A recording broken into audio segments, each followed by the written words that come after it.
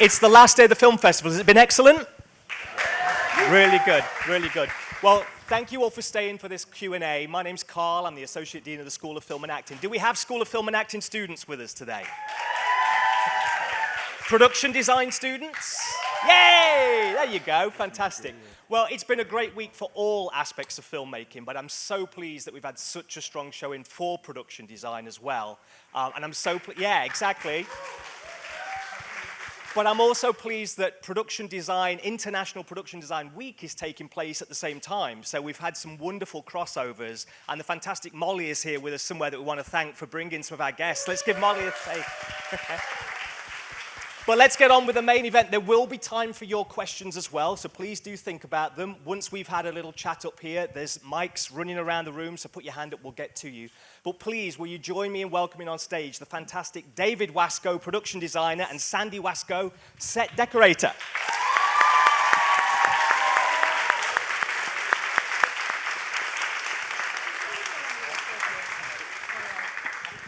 Thank you both so much for being here with us.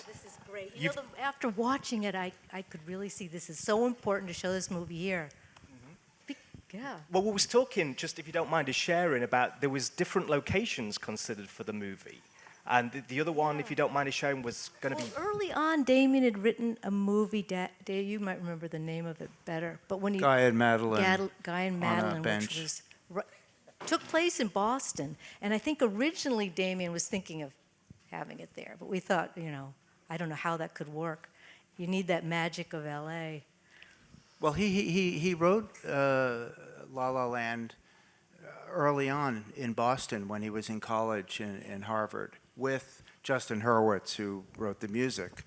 So that was done quite early, and it just took him years to get it funded and on track.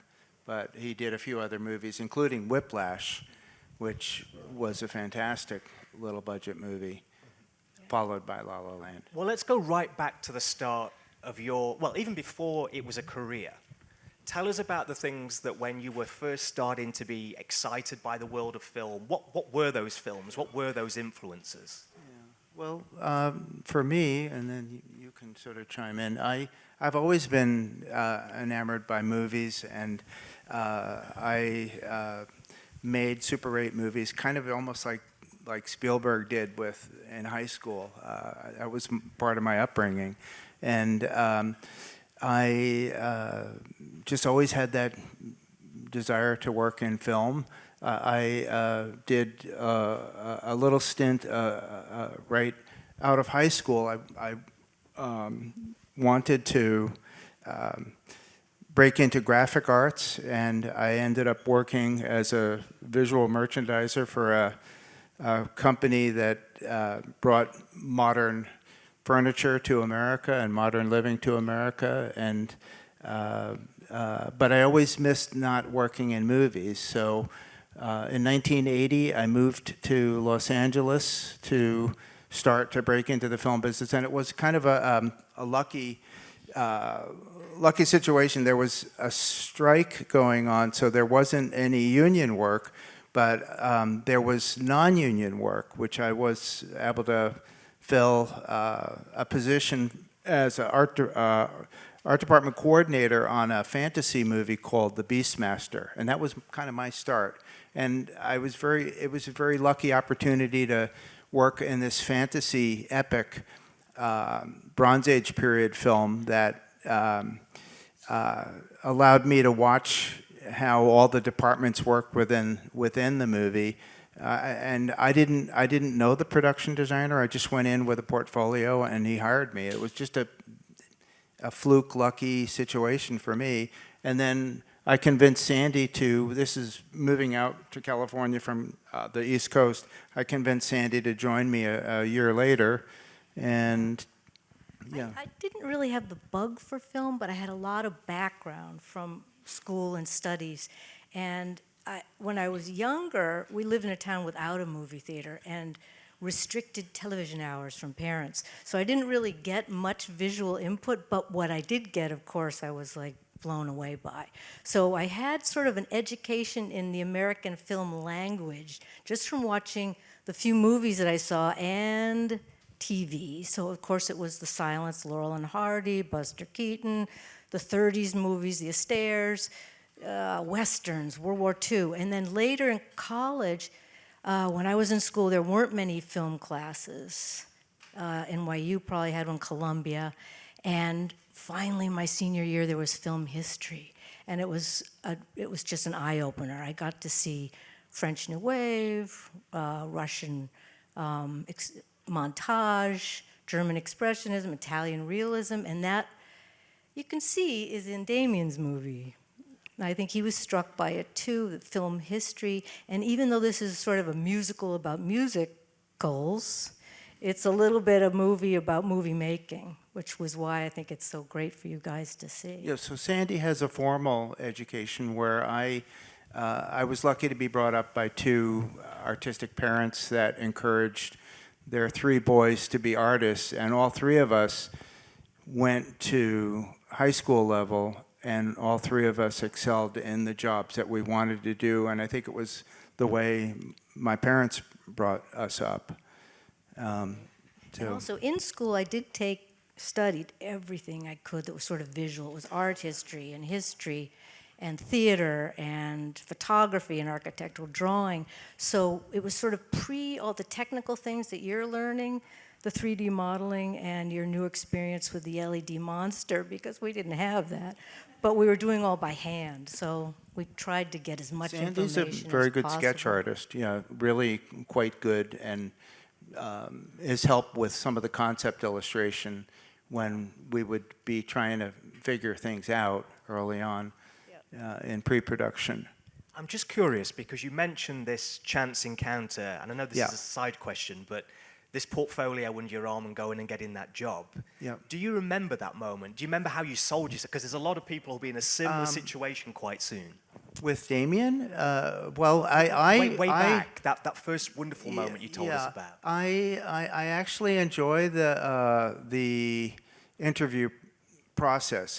The cycle of when you're working in the movie business is you end up working on a movie for sometimes 6 months or a year or a couple years, and then you're out looking for the next job. And I enjoy that. I actually am very analog, low tech, and I like a paper portfolio. In addition to being able to bring an iPad or something to be able to scroll through pictures, but a paper portfolio is how I pursued it. And I would use it to kind of break the ice, because when you're interviewing, I'm actually interviewing the director, interviewing me as well, to see if there's somebody that I'd like to work with. So, I do remember a lot of the early interviews. Also, I would usually be the one to interview, and very rarely do we go in together and interview together on a few things. But yeah, I think we get the script. If you're lucky, sometimes now you don't get a script, but you get the script, read it, and then I think rely on the first things that come into your mind. You know, you'll see visual references, whether it's for costumes or whatever you're intending to do, and research those. So wherever you're going to research, online or books or videos, and put those a little bit together so that you can present them to the director. Some chances are the director will have those same pictures in his mind, and if you don't get the job, then it's practice. It's nothing personal, that was the and case you just move on. with me, with Damien. When I interviewed for this movie, I went in with a lookbook, which is just what Sandy said. When you're researching and you're assembling images of what you think the movie should look like, and you can then present that to the director.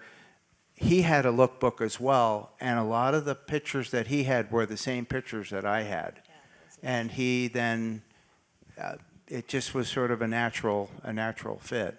But could you tell us more about how that relationship came to be? What were those initial meetings like? What drew you to this particular film?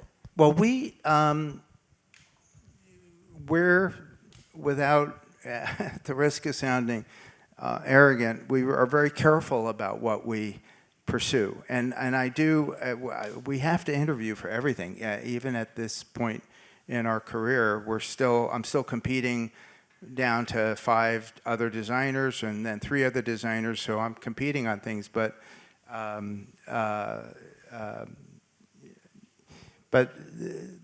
when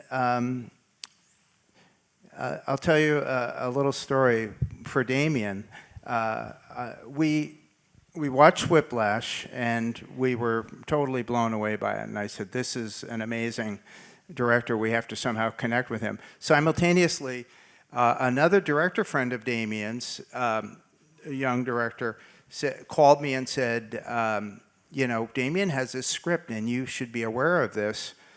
So I pursued it that way, where I called, we share the same agent. We're both at William Morris.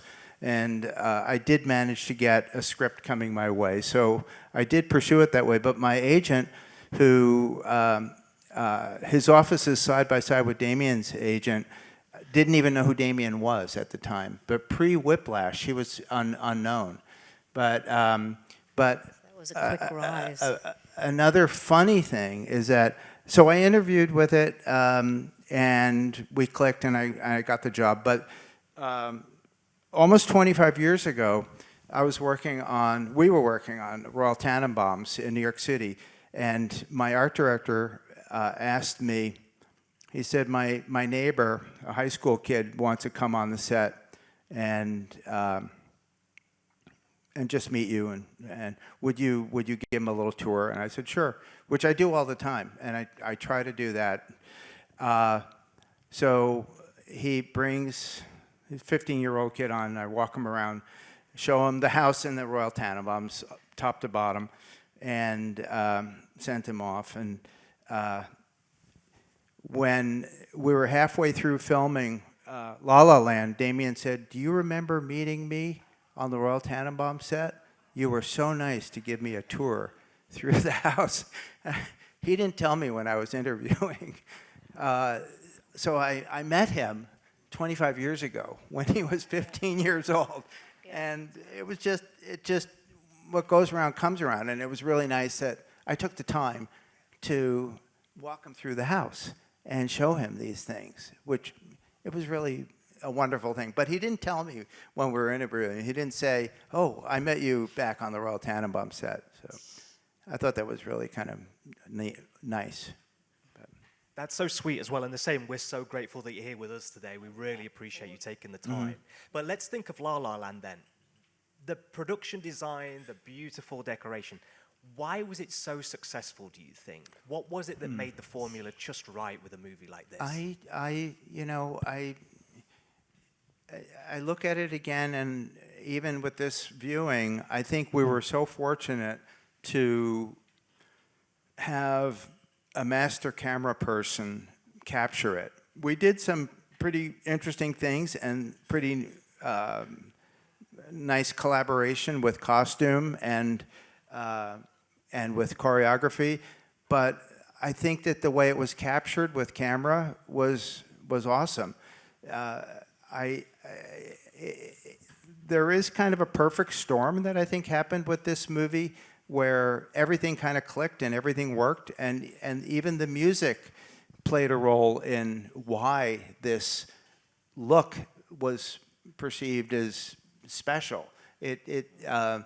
And you go back to early prep, and we had the music way early on to be looking at locations and being able to listen to that music and being able to have that as playback when we're rehearsing, and all of that plays into why it looks so good. It's so funny. There's no rhyme or reason as to why something clicks and is really loved. There were several other films when we were nominated that I thought were superior to what we did here. Yeah, but this was the crowd pleaser, and and I think it, definitely it started with the music, because we had that day one, the cameraman had it day one, choreographer had it day one, costumes. And the beat of that music, I mean, you can, it accelerates, and it was twinned with the words. I think because Justin Horwitz and Damien were so close, that they flowed together. And we all had the script and the music immediately. And then within, I think, the first week, Damien on a piece of paper in the art department did a graph, and it was just slashes. And it was like, you know, sort of bright and active at the first part, optimistic, and then the slower parts through romances, and then these crescendos to the planetarium. Then it drops down to the dark beige sort of fall part where the fragility of their relationship is happening, and eventually she goes down to Arizona. And then it starts climbing back up again. And so with this rhythm, we knew too, it was also a mixture between Mia's brightness and Sebastian's more rigorous Muted. sort of symmetry. That the beginning, when it's more optimistic, there's a lot more color, a lot more clutter, a lot more character, and then that can vary through the sets. But to when back a the story. when a director has something on their mind for as long as he did with this, he absolutely knew what he was doing, and we just to be able to work with a director that knows what they're doing, and also a director that wrote the script. So many things today are multiple writers; they're often not the director. That makes a big difference when your boss or your leader is just so sure of himself, and we just were caught up in that and brought along, and we helped him with it. There was trust he had, which was important. He trusted us, and we just went ahead and did it, and it. And I think maybe with musicals, the departments have to be more collaborative, because we have to speak with and build with the choreographer, but the camera has to work with the choreographer, and the dresses have to move with the characters too. So I think the communication and are all speaking together and making sure that say costume knew the color of the sets, so we weren't clashing, or we were, but it was very. Yeah, We were very careful to communicate. I think the size of this movie also allowed for close collaboration. When we were working on the movie, we were told it was a $20 million movie, which is modest. It's not micro budget, but when you get to the stratosphere, $100, $200 million, $300 million movies, they're so big, and I think that it's easier to do something successful when it's contained and you are all on the same page. When it's so big and rambling, and there are so many people, they can be successful too. But this to me is easier to work on this size movie. I think the handmade quality helped it. Sure. Because it kept that light reality between the two main actor characters more real, I think. And he did want this to be very analog, not very little CGI or special effects or analog special effects. Everything was very low tech to the extent where we were painting with paint, background murals and things that were tools that were used in old Hollywood. The matte glass painter that I used, Rocco Giaffri, he worked on the early Blade Runner and Mary Poppins, the original Mary Poppins movie. So these are the people that I recruited and had help pull off this analog look. Wes Anderson worked the same way. Wes Anderson really liked analog, not CGI, everything very in camera.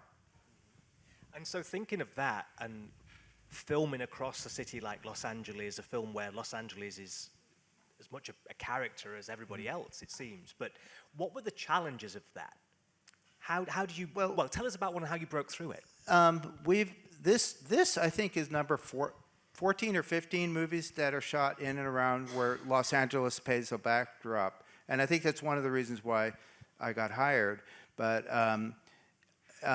it just, we love Los Angeles, and we just looked at this as another opportunity to showcase and use the city, which a lot of people think is overused, or everything is used multiple times. And we both love and believe that there are parts of the city that are untapped. And as long as you go out to outer lying regions, or which we did for this movie, we worked with a very good location manager, and we almost to the extent where it got me in trouble for being so wanting to look at so many options for Mia's apartment, for the Rialto Theater, for the what you see on the screen.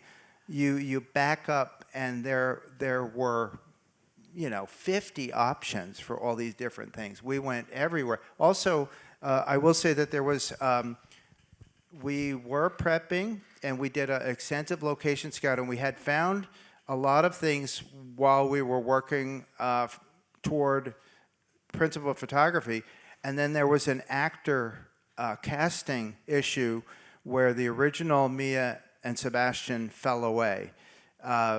So there was then a little bit more time for us to spend looking at better locations. But what had happened while we were waiting for these two actors to get on board, some of the original locations that we found fell away, and we lost them. So it's just that process.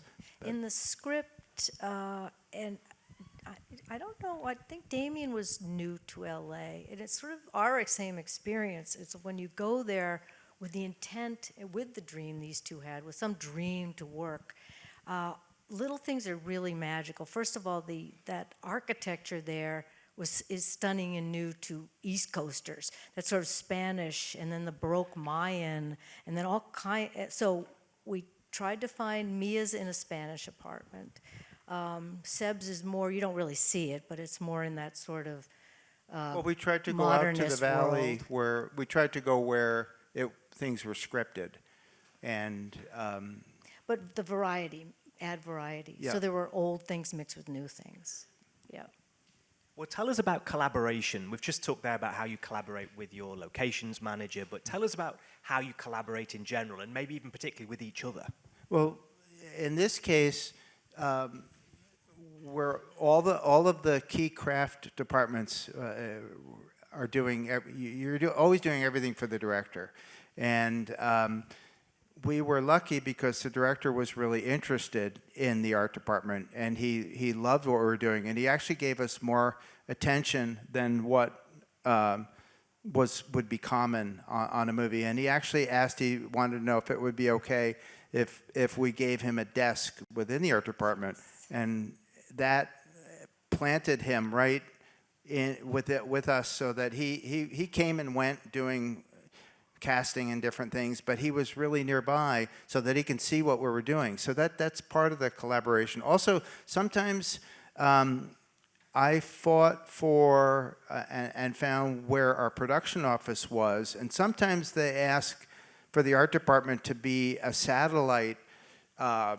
warehouse or across town with construction, and I made sure that that construction and the art department and everybody was almost all under one roof, including transportation, so we can be looking at the type of cars that were picked. So by having everybody nearby, you are able to communicate easier. You just walk next door, and when you're getting closer to filming and the director is busy with the actors, you sometimes can't even get them to go across the hall, let alone go across town to look at a set being constructed. So we had that benefit.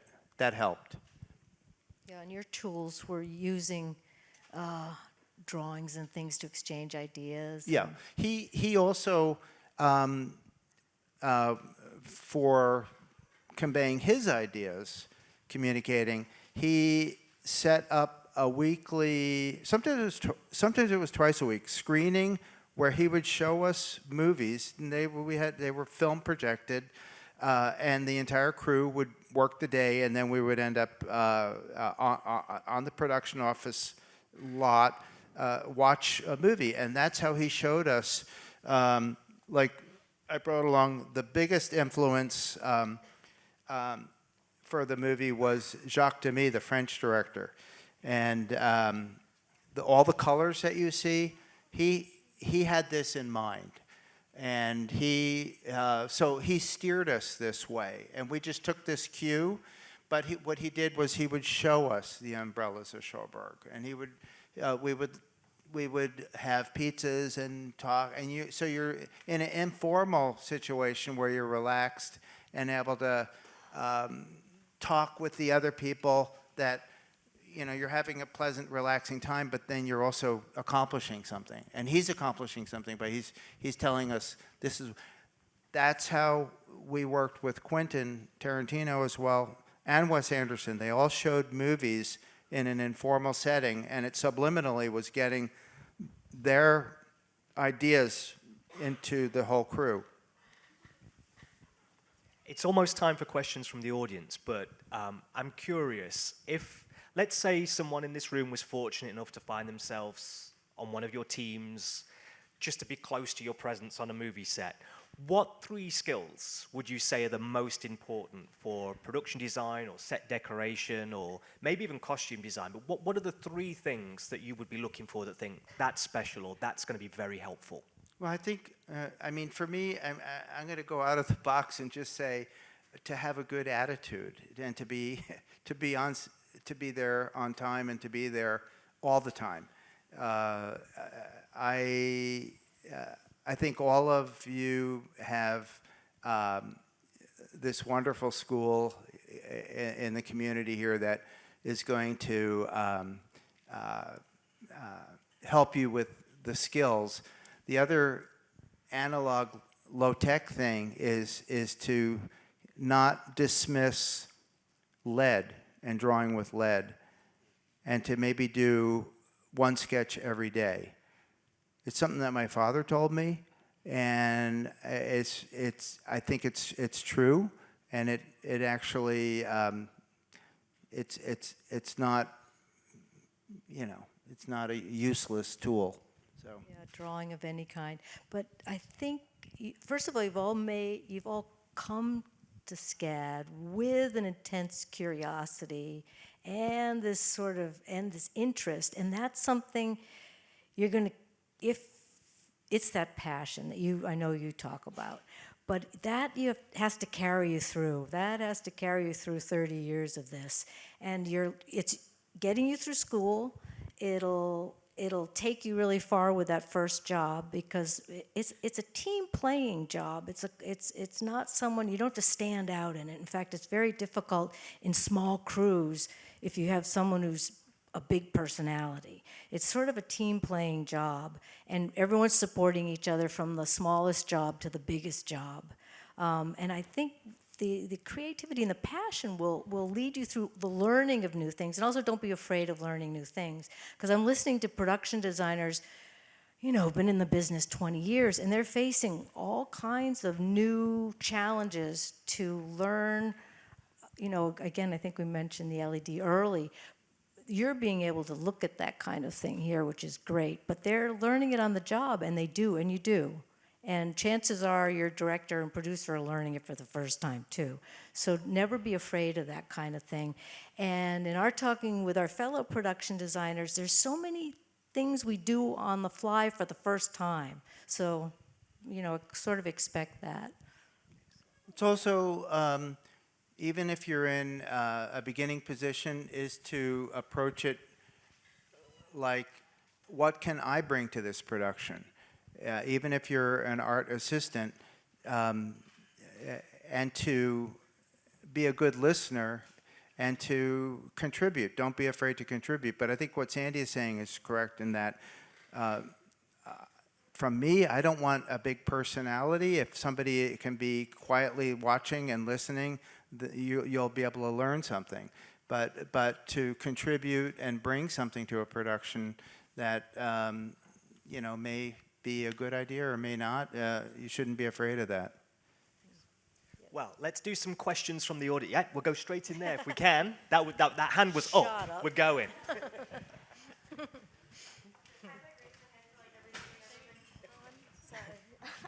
Hello, very nice seeing y'all again. I went to your panel the other day. Lovely to hear you speak. My question was really about the color story used throughout. So I know you mentioned briefly earlier how Seb's was more neutral tones and how Mia's world with the film was more involved with colors. I was just curious, when working with those primary colors, did they have like a specific purpose, like with the reds like representing something and the yellows representing something else? Or was it more just like a color palette that you had the opportunity to play around with aesthetically for the scenes? Did you see what I said about color and the development, and does it mean anything in particular? Yeah, you can heighten different things, and you can you can heighten different things, and of course, the color plays a big part in it, and what you see with the costumes as well. We wanted to open the movie with Mia's world. Well, it's sort of back to this. Yeah. Open up a page. Yeah, I But mean, the, I can open up any if page. you haven't seen these and you can movies, see these are great. The bright colors that are.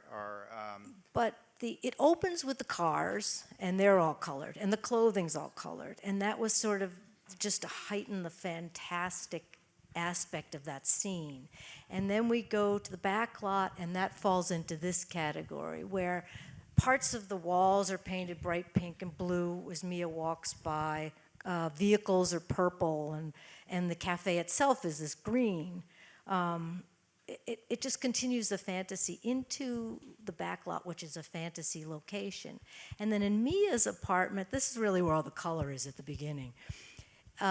We knew the girls were going to be dressed up for this party that they have to go to. They don't really want to go to, but they were all in primary colors. And I figured the rooms would sort of match them. So the blue friend would be in the blue room, and they'd go from room to room. The stripes and I also had, influenced by David Hockney, he was sort of a key into her apartment, his paintings, because he was sort of an outsider to LA too. But beyond that, it was this swirly lines and the zigzags and the color, and that kind of was an in for that apartment, his work. Time is slipping away from us super fast, but we're going to squeeze in two more questions if we can. Let's go down the front here, actually, if that's okay. Again, you caught my eye. You got in there. That's good. Thank you, Ron. Hi. So you briefly talked about it, how the director for La La Land in particular had a really strong idea for the art department in general. But I also know that sometimes directors don't have a super strong idea of what the sets will look like or the color palettes. And so my question is, which do you find is more common, and how do you approach each of those scenarios? Are there similarities and differences? Yeah, that is a good question. And again, at the risk of sounding pompous, I try to find the project that I'm trying to get will be led by or directed by somebody that's imaginative. And I've been very lucky to work with a couple of people like Wes Anderson, who's very, very visual. Damien is like Wes and very, very visual, and they know what they're doing. Not to diminish the fantastic writer Aaron Sorkin's abilities, but we designed his first movie. It was actually our last movie, called Molly's Game, and he's not a very visual guy, and I was very surprised that, and it just makes it a little harder. He didn't want to not be involved with the art department, but he didn't have the ideas that a Wes Anderson or a Damien Chazelle had. So, you know, we try to end up connecting with a visual director, and it makes a big difference. You know, I gotta say, those directors that were very visual, it was kind of scary because you really had to pay attention to every single aspect. So there was a lot of pressure, but it also kind of pulled some great things out of you. Oh, yeah, that's great. And then It's- the directors that don't pay attention, you're hoping they're hiring you because you're going to provide what they need. Well, there's a difference between trust and trusting us, which helps as an incentive for us to work. But then, like Sandy said, if you get somebody that's just explosive with ideas, it's wonderful, but it really keeps you on your toes, and you're really, but it's an organic art form that is ever changing. And even when you figure out and are building a set, you might find that that set has to change, and you just have to be open-minded about that. And the really creative directors that have imaginative ideas are working all the time. I read this great book, I'll make it quick, just about Sorkin Adam, my mentor, the designer that did a lot of the Stanley Kubrick movies. And Stanley Kubrick would be thinking of these ideas and call him, this is pre-computers and emails. He would call him at 2 a.m. and say, I got this idea, and I want to have this on the set at 5 a.m. in the morning. So it's hard, but but then all of the Stanley Kubrick movies are fantastic. So, but. Well, we'll squeeze in one more question. Okay, you got it. You got it.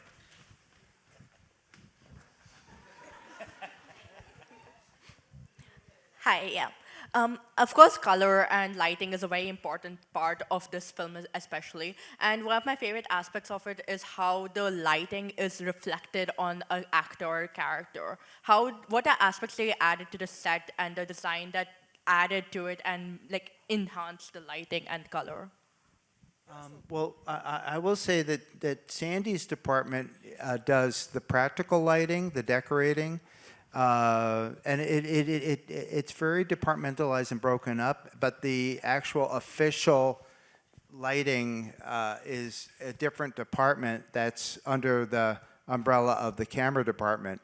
And this project was lucky to have a very good gaffer, who's the one that's the boss of the lighting department. So, and a good camera person that was directing that person. So it goes back to the first thing that I said, that I think that the success of the look of this is greatly helped by having a fantastic cameraman that captured this. And I will also say that a lot of the other projects that we've worked on have had very, very good camera people that that make our work look good. So. Well, we could talk all afternoon, so there's only one solution to that. You'll have to come back to us again. I'm sure we all Thank you for absolutely coming love and that. looking at this. Please Thank you can so we much. thank David Wasco and Sandy Wasco.